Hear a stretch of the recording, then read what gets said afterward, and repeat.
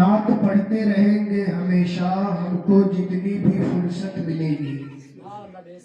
جس ردیف قافیہ میں آپ نے نعت رسول جناب محمد ارشاد صاحب قبلہ سے سماعت کیا ہے، اسی بحر میں، اسی تناظر میں، اسی ردیف قافیہ میں آپ شاعری سن لیں۔ نعت پڑھتے رہیں گے ہمیشہ ہم کو جتنی بھی فرصت ملے گی، نعت سرور کے صدقے میں ہم کو انشاءاللہ جنت ملے گی۔ اور اے زمانے کے دانشورو تم غور سے میری ایک بات سن لو، اے زمانے کے دانشورو تم غور سے میری ایک بات سن لو، بن کے دیکھو غلام محمد تم کو دنیا میں عزت ملے گی۔ اور ماں کے حوالے سے ایک شعر ابھی بابو نے پڑھا تھا، بہت اچھی شاعری کیا، تو ماں کے حوالے سے مجھ سے بھی سن لے کہ دوستو کر لو جم کر عبادت اور ماں باپ کی کر لو خدمت۔ جابر بھائی، دوستو کر لو جم کر عبادت اور ماں باپ کی کر لو خدمت، ارے ماں کے قدموں کے نیچے یقیناً اس کے بیٹے کو جنت ملے گی۔ ماں کے قدموں کے نیچے یقیناً اس کے بیٹے کو جنت ملے گی۔ اور نبی کا میلاد دل سے مناؤ۔ ممتاز صاحب اپنے والد صاحب کے سالانہ کے موقع پہ آپ نے کیا ہے میلاد مصطفیٰ کا انعقاد، تو سن لے، نبی کا میلاد دل سے مناؤ، محفل پاک گھر میں سجاؤ، اجی سال بھر دیکھ لینا کہ گھر میں ذکر سرور کی برکت ملے گی۔ سال بھر دیکھ لینا کہ گھر میں ذکر سرور کی برکت ملے گی۔ نعت پڑھتے رہیں گے ہمیشہ ہم کو جتنی بھی فرصت ملے گی، نعت سرور کے صدقے میں ہم کو انشاءاللہ جنت ملے گی۔ حضرات، اچھی آواز میں نعت رسول کا گلدستہ آپ نے نعت خوان مصطفیٰ واصف شاہ خدا جناب محمد ارشاد صاحب قبلہ سے سماعت کیا۔ اب حکم ہوا ہے کہ ایک تقریر ہو جائے، کہ آپ لوگ ہیں تیار؟ ارے اگر ٹھنڈی لگ رہی ہو تو آپ کے پاس بھیج دیا جائے۔ ہیں تیار ہیں سننے کے لیے؟ تو ذرا ہاتھ اٹھا کے بتائیں جتنے لوگ گھر جانا چاہتے ہیں۔ گھر جانا چاہتے ہو؟ سن کے جائیے گا۔ بہرحال آپ کے سامنے ایک اچھی تقریر کرنے کے لیے، افتتاحی تقریر، پہلا بیان کرنے کے لیے، پہلا واعظ فرمانے کے لیے میں آپ کے سامنے ہمارے مہدیوہ نامکار کے ایک جوان سال عالم دین، فاضل گرامی وقار، کرم فرما حضرت مولانا محمد عارف صاحب قبلہ امجدی، وہ آپ کے سامنے خطاب کرنے کے لیے تشریف لا رہے ہیں۔ پورا مجمع ذرا محبت کے ساتھ نعرہ تکبیر و رسالت کی صدا میں ان کا استقبال کر لے۔ میں نعرہ لگاتا ہوں، اب نعرے کا جواب محبت سے دے۔ نعرہ تکبیر، اور ذرا بیداری کے ساتھ نعرہ تکبیر، نعرہ رسالت، جشن عید میلاد النبی، مسلک اعلیٰ حضرت مولانا محمد عارف صاحب قبلہ امجدی، نعرہ تکبیر، نعرہ رسالت۔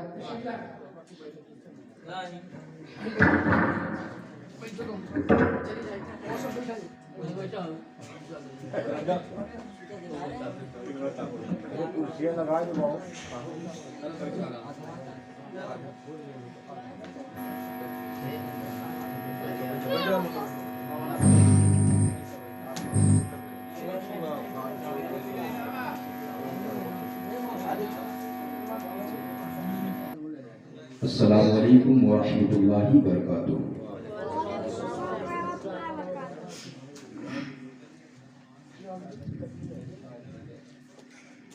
الحمدللہ رب العالمین والعاقبۃ للمتقین والصلاۃ والسلام علی سید المرسلین وآلہ واصحابہ اجمعین، اما بعد، فاعوذ باللہ من الشیطان الرجیم، بسم اللہ الرحمن الرحیم۔ وما خلقت الجن والانس الا لیعبدون، صدق اللہ العظیم وبلغنا رسولہ النبی الامین المتین الکریم، ونحن على ذلك لمن الشاہدین والشاکرین والحمد للہ رب العالمین۔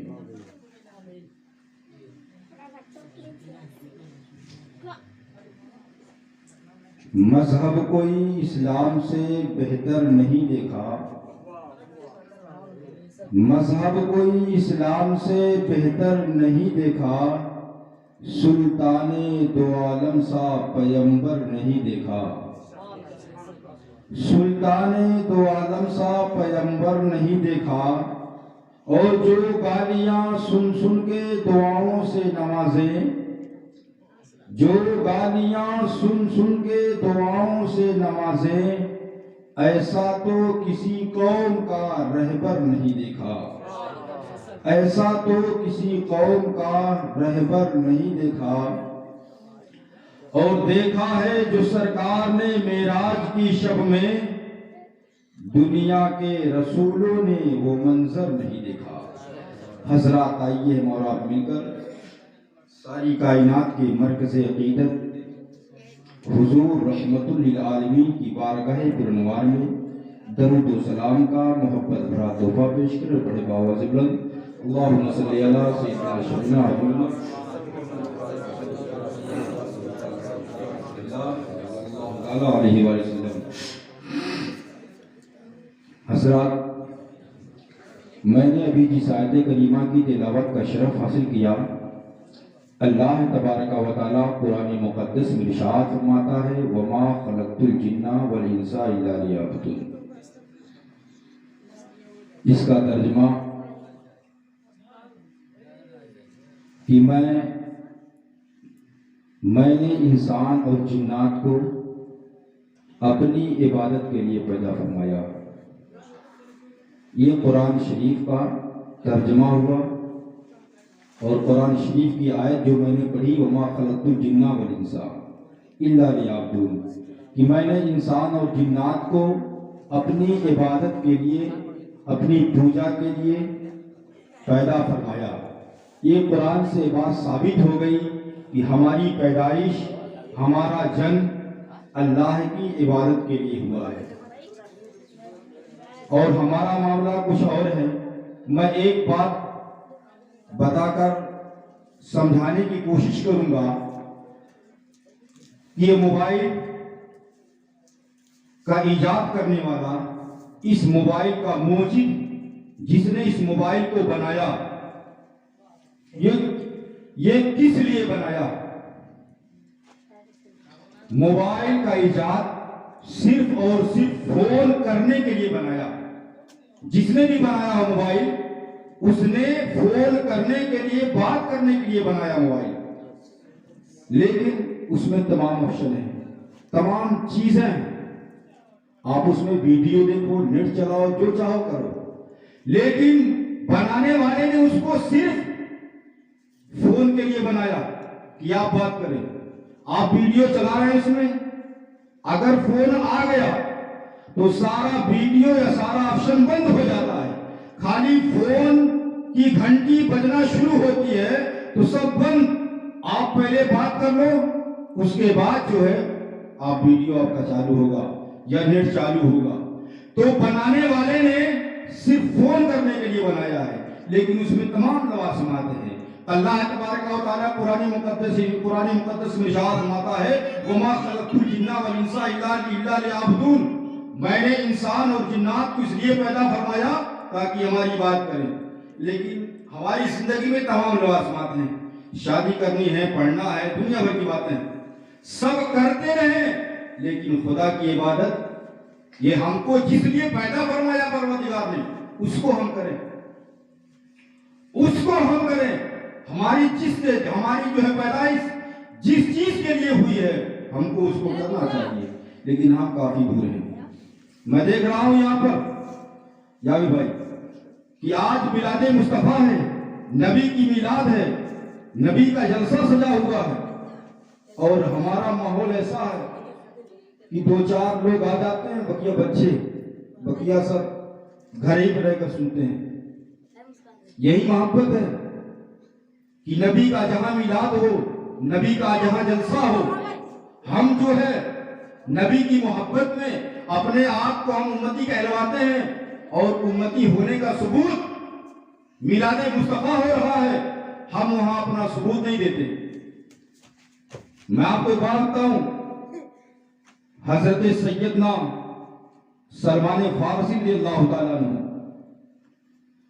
یہ بھی دین سے محبت کرتے، دین سے محبت کرتے۔ اس وقت جب میرے نبی پیدا ہوئے مکہ میں اور وہاں سے ہجرت کر کے مدینہ تشریف لائے، اور حضرت سلمان فارسی رضی اللہ تعالیٰ عنہ آپ دین کی تلاش میں، نبی کی محبت میں کہ کون سا دین بہتر ہے، کون سا دین اچھا ہے۔ اللہ تبارک و تعالیٰ قرآن مقدس میں ارشاد فرماتا ہے ان الدین عند اللہ الاسلام، بے شک اللہ کے نزدیک سب سے پسندیدہ دین مذہب اسلام ہے۔ حضرت سلمان فارسی نے دین اسلام کو تلاش کرنے کے لیے آپ گھر چھوڑ دیے اور آپ ایک پادری کے ہاں ٹھہر گئے اور اس کی پوری زندگی خدمت کی، پوری زندگی نوکری کی۔ مرنے کا جب اس کے وقت آیا اس پادری کا، حضرت سلمان فارسی نے پوچھا کہ آپ تو دنیا سے جا رہے ہیں، میں کہاں جاؤں، میں کہاں جاؤں؟ تو اس پادری نے کہا میرے مرنے کے بعد تم غموریا چلے جانا، وہاں پہ ایک پادری ہے وہ خدا رشیدہ ہے، تم اس کے پاس جانا، وہاں پہ تم کو کچھ مل جائے گا۔ حضرت سلمان فارسی رضی اللہ تعالیٰ عنہ آپ اس پادری کو دفن کرنے کے بعد اس جگہ کو چھوڑ کر غموریا پہنچتے ہیں، اور غموریا جانے کے بعد آپ اس پادری کے پاس پہنچ کر اپنی بات کو رکھتے ہیں اور پوری زندگی اس کی نوکری کرتے ہیں، اور نوکری کرنے کے بعد جب اس کا بھی مرنے کا وقت قریب آ جاتا ہے تو آپ پوچھتے ہیں کہ آپ بھی دنیا سے جا رہے ہو، اب بتاؤ میں کہاں جاؤں، اب بتاؤ میں کہاں جاؤں؟ تو اس پادری نے کہا اب تو کوئی ایسا نہیں ہے جس کے پاس میں تم کو بھیج سکوں، میں تم کو بھیج سکوں، لیکن تم میرے مرنے کے بعد تم یثرب چلے جانا، مدینہ چلے جانا، عرب کی دھرتی پر جانا، وہاں پر اللہ کا آخری نبی حضور تاجدار مدینہ صلی اللہ علیہ وسلم تشریف فرما ہے، وہاں پر جا کر ملنا، اور تمہارا جو ہے سارا مقصد حل ہو جائے گا، تمہاری تلاش پوری ہو جائے گی۔ سیدنا حضرت سلمان فارسی رضی اللہ تعالیٰ عنہ جو ہے اس پادری کو دفن کرنے کے بعد جو ہے آپ وہاں جانے کے لیے جو ہے سوچتے ہیں۔ اس سے پہلے میں کچھ باتیں بتانا بھول گیا، اس سے پہلے کی بات یہ ہے جب یہ سوال کر رہے تھے حضرت سلمان فارسی کہ میں جب مدینہ جاؤں گا اور جس سے ملوں گا تو اس کی کچھ نشانیاں بیان کر دو، کچھ نشانیاں بیان کر دو تاکہ میں اس نشانی سے جو ہے ان تک پہنچ جاؤں، تاکہ میں اس آدمی کو جو ہے اس شخص کو جو ہے اس نشانی سے پکڑ سکوں، ہاں یہ وہی آدمی ہے جس کے بارے میں تم بتا رہے ہو۔ تو اس پادری نے کہا ٹھیک ہے میں تم کو 3 باتیں بتا دیتا ہوں، تم 3 باتوں سے جو ہے اس آدمی کا پتہ لگا لینا، اس شخص کا پتہ لگا لینا۔ حضرت سلمان فارسی رضی اللہ تعالیٰ عنہ ارشاد فرماتے ہیں بتاؤ 3 نشانیاں کیا ہیں؟ اس پادری نے کہا دیکھو پہلی نشانی یہ ہے کہ وہ صدقہ نہیں لے گا، صدقہ نہیں لے گا۔ دوسری نشانی یہ کہ وہ ہدیہ رد نہیں کرے گا، یعنی تحفہ گفٹ رد نہیں کرے گا۔ اور تیسری نشانی یہ ہے کہ اس کے 2 کندھوں کے درمیان مہر نبوت ہوگی۔ یہ تیسری بات ہے، یہ تیسری چیز ہے۔ حضرت سیدنا سلمان فارسی نے کہا ٹھیک ہے، کچھ وقت گزرا وہ دنیا سے چلا گیا۔ حضرت سلمان فارسی رضی اللہ تعالیٰ عنہ نے اس کو دفن کیا، اور دفن کرنے کے بعد یثرب کی طرف مدینہ منورہ کی طرف روانہ ہوئے، مدینہ منورہ کی طرف روانہ ہوئے۔ راستے میں گئے 7 سمندر پار ہے مدینہ۔ میرے دوستو جو حاجی جاتے ہیں پہلے تو جہاز اسٹیمر وغیرہ سے جاتے تھے، اب تو وہی ہوائی جہاز ہو گیا۔ آپ وہاں پہنچے سمندر کے قریب، ایک قافلہ ایک جہاز میں بیٹھا ہوا تھا اور وہ مدینہ جا رہا تھا۔ آپ وہاں پر بیٹھ گئے، اور جب آپ بیٹھے اس کشتی میں تو وہاں کے جتنے لوگ تھے قافلہ والوں نے، ایک گروہ تھا، ایک گروپ تھا، اس نے کہا دیکھو ایک غلام مل گیا ہم کو، اس کو لیتے ہیں اور مدینہ میں بیچتے ہیں، اس سے ہم کو کچھ رقم مل جائے گی۔ حضرت سلمان فارسی رضی اللہ تعالیٰ عنہ کو اس گروپ والوں نے، اس جہاز والوں نے حضرت سلمان فارسی کو لیا اور حضرت سلمان فارسی سن رہے ہیں کہ ہم کو لے جا کر مدینہ میں بیچیں گے، لیکن وہ یہ سوچ رہے ہیں نامعلوم خدا مجھ کو یہ کہاں بیچیں گے، میں کیسے اپنے نبی کو تلاش کروں گا، وہ 3 نشانیاں تو میں جانتا ہوں مگر میں پتہ نہیں میرے نبی کہاں ہوں گے، میں ان کو کیسے تلاش کروں گا۔ اسی کشمکش کے عالم میں تھے یہ گروپ والے، لے جا کر جو ہے حضرت سلمان فارسی کو مدینہ میں بیچے، لیکن ایک یہودی سے بیچ دیے، اور جب یہودی سے بیچ دیے تو معاملہ یہ ہوا کہ آپ اس یہودی کی جس کے پاس انہوں نے بیچا تھا، اس گروپ والوں نے، اس یہودی کا ایک باغ تھا، کھجور کا باغ تھا، آپ اس کھجور کی باغ کی رکھوالی کر رہے تھے، اس کی سینچائی کر رہے تھے، اس کی دیکھ بھال کر رہے تھے، جو کھجوریں توڑتے اس کو مارکیٹ میں فروخت کرتے بیچتے، یہی کام تھا حضرت سلمان فارسی کا۔ لیکن معاملہ کچھ ایسا ہوا، ان کے دل میں جو ہے آقا کریم صلی اللہ علیہ وسلم کی محبت جو ہے بے قرار ہو گئی، وہ نبی کو دیکھنا چاہتے تھے، آقا کریم کو دیکھنا چاہتے تھے۔ آپ نے پتہ لگایا کہ یہاں پر اللہ کے آخری نبی حضور تاجدار مدینہ صلی اللہ علیہ وسلم کہاں رہتے ہیں؟ کسی نے بتایا کہ آقا کریم صلی اللہ علیہ وسلم ہیں، موجود ہیں، وہ اپنے آپ کو آخری نبی بتاتے ہیں۔ تو سلمان فارسی نے کہا ٹھیک ہے، اب میں پہلی نشانی چیک کروں گا کہ واقعی جو پادری نے بتایا وہ صحیح ہے کہ نہیں صحیح ہے۔ حضرت سلمان فارسی رضی اللہ تعالیٰ عنہ نے کھجور کے درخت سے کچھ کھجور کو توڑا، اور توڑنے کے بعد ایک ٹوکری میں رکھا، اور رکھنے کے بعد جو ہے آقا کریم صلی اللہ علیہ وسلم کی بارگاہ میں پہنچے اور کہنے لگے حضور میں آپ کے لیے صدقہ لایا ہوں، میں آپ کے لیے صدقہ لایا ہوں۔ آقا کریم نے ارشاد فرمایا ہم نبی صدقہ نہیں لیتے، ہم نبی صدقہ نہیں لیتے۔ حضرت سلمان فارسی رضی اللہ تعالیٰ عنہ نے سوچا میری پہلی نشانی جو پادری نے بتایا تھا وہ پوری ہو گئی، اب دوسری نشانی جو ہے، دوسری نشانی کو چیک کروں گا، دوسری نشانی کے بارے میں جو ہے آزماؤں گا۔ آقا کریم صلی اللہ علیہ وسلم کی محبت کو دیکھ کر جو ہے حضرت سلمان فارسی نے کچھ دنوں کے بعد جو ہے آپ پھر کھجور توڑتے ہیں درخت سے اور ٹوکری بھرتے ہیں، اور بھرنے کے بعد جو ہے آقا کریم صلی اللہ علیہ وسلم کی بارگاہ میں جاتے ہیں اور کہتے ہیں حضور میں آج یہ ٹوکری بھرا کھجور آپ کو ہدیہ کرنا چاہتا ہوں، آپ کو تحفہ دے رہا ہوں، گفٹ دے رہا ہوں۔ آقا کریم صلی اللہ علیہ وسلم نے کہا ہاں لاؤ، میں آپ کے اس تحفے کو، اس ہدیے کو قبول کرتا ہوں۔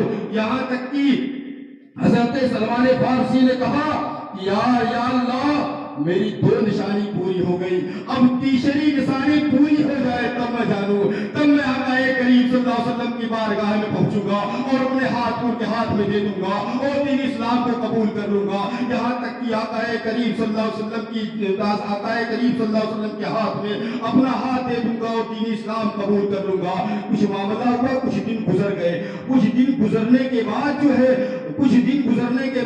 ہے ایک مرتبہ ان کی قسمت جاگ گئی، ان کی محبت جو ہے برقرار آ گئی، ان کی قسمت جاگی۔ آقا کریم صلی اللہ علیہ وسلم جو ہے اسی کھجور کے باغ میں تشریف لاتے ہیں، اور جب کھجور کی باغ میں تشریف لاتے ہیں تو سوچتے ہیں کہ میرے نبی تشریف تو لے آئے ہیں، پادری نے جو 3 نشانیاں بتائی تھی وہ 2 نشانیاں تو پوری ہو گئی، یہ تیسری نشانی اگر پوری ہو جائے تو ٹھیک ہوتا، تو میں اپنا ہاتھ ان کے ہاتھ میں دے دیتا اور دین اسلام کو قبول کر لیتا۔ معاملہ ہوا آقا کریم صلی اللہ علیہ وسلم اپنے پشتے مبارک پر ایک چادر ڈالے ہوئے تھے۔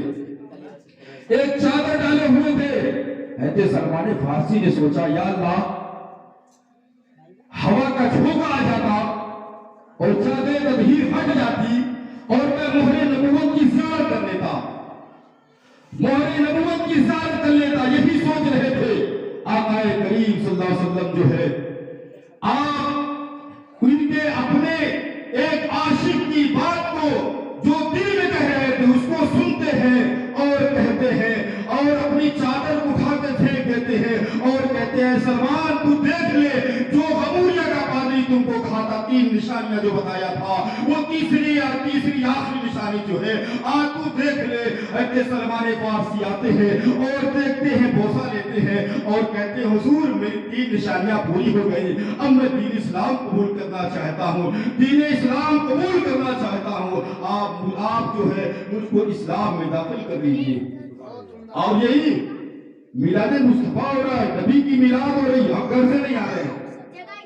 یہاں صحابہ گھر بار سب کچھ چھوڑ کر دین اسلام کے خاطر وہاں تک پہنچ گئے۔ آج ہمارا معاملہ کچھ ایسا ہے، نماز نہیں پڑھتے، نماز سے کافی دور ہے۔ میں نے آیت کریمہ تلاوت کی، وما خلقت الجن والانس الا لیعبدون، کہ اللہ تعالیٰ نے ہم سب کو اس لیے پیدا فرمایا تاکہ ہماری عبادت کریں، ہماری پوجا کریں۔ لیکن ہمارا معاملہ کچھ الگ ہے، ہم نماز نہیں پڑھتے، روزہ نہیں رکھتے۔ جو ضروریات چیزیں میں نے موبائل کا مثال دے کر بتایا، یہ نماز اگر آدمی سچائی بتا رہا ہوں، اگر آدمی اللہ کی حمد و ثنا بہترین سے کرے تو فرشتوں سے بہتر ہے۔ کہ اللہ نے جتنے فرشتے پیدا کیے ہیں، جس کو جس چیز میں لگا دیا وہ اسی کام میں مشغول ہے۔ کوئی کھڑا ہے اللہ اکبر کہہ رہا تو اللہ اکبر کہتا رہے گا قیامت تک، ثنا پڑھ رہا ہے قیامت تک ثنا ہی پڑھے گا، رکوع میں ہے سبحان ربی العظیم کہہ رہا ہے تو قیامت تک سبحان ربی العظیم ہی کہے گا، سجدے میں ہے سبحان ربی الاعلیٰ پڑھ رہا ہے تو قیامت تک سبحان ربی الاعلیٰ ہی پڑھے گا۔ مگر انسان واہ انسان اشرف المخلوقات ہے، ہم کو سبھی مل رہا ہے، تکبیر، صلاۃ، رکوع، سجدہ، سب کچھ، لیکن ہم اس سے کافی دور ہیں، نہیں کر رہے۔ کیجئے، دنیا دارالعمل ہے، اس کی بھرپائی تو کرنی ہوگی۔ ہاں تو نماز بہت تمام چیزوں میں افضل عبادت ہے، نماز پڑھنی چاہیے۔ ہم سبھی کو چاہیے کہ اللہ کی عبادت کریں، اللہ کی پوجا کریں، لیکن ہمارا ماحول کچھ اور ہے۔ لیکن نہیں، اپنے دل میں دھائیہ کر لو اللہ نے ہم کو اسی چیز کے لیے پیدا فرمایا ہے، ہمارے جو لوازمات ہم کریں گے، خدا گواہ ہے اگر آپ نماز پڑھ رہے ہیں، جس کام کو کر رہے ہیں اس کام کو اگر چھوڑ دیں، اسی پر وہ کہہ دیں کام اب میں جا رہا ہوں خدا کی بات کے لیے، نماز پڑھ کر آؤں گا، وہ کام جس طرح چھوڑ کر جائیں گے وہ اللہ اسی طرح محفوظ رہے گا، اس میں گڑبڑی نہیں ہوگی۔ لیکن یہ تحیہ تو کریں کہ ہم اللہ کی عبادت کریں گے، کرتے نہیں۔ یہ نماز کسی کے زمانے میں 3 وقت کی تھی، آج ہم کو 5 ملی ہے، پہلے 50 تھی، پہلے 50 نمازیں تھی، لیکن یہ 5 ہو گئی۔ یہ ہمارے نبی کا بہت بڑا کرم ہے کہ 5 ملنے کے بعد بھی 50 کا ثواب مل رہا ہے ہم کو، 5 ملنے کے بعد 50 کا ثواب مل رہا ہے، لیکن ہم بھی اس سے کافی دور ہیں۔